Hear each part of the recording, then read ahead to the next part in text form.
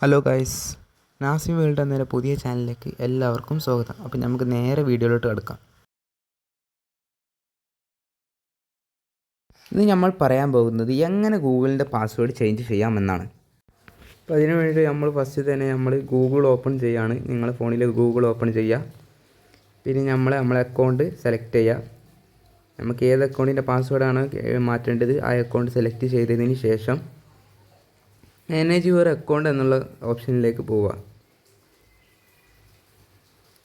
എന്നിട്ട് Google password എന്ന ഓപ്ഷനിൽ ക്ലിക്ക് ചെയ്യുക.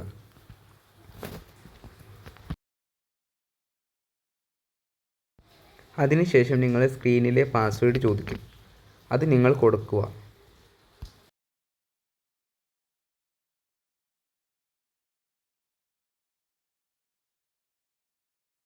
പിന്നെ നിങ്ങൾക്ക് നിങ്ങളുടെ അക്കൗണ്ടിൻ്റെ പുതിയ പാസ്വേഡ് ഇടാൻ പറയും.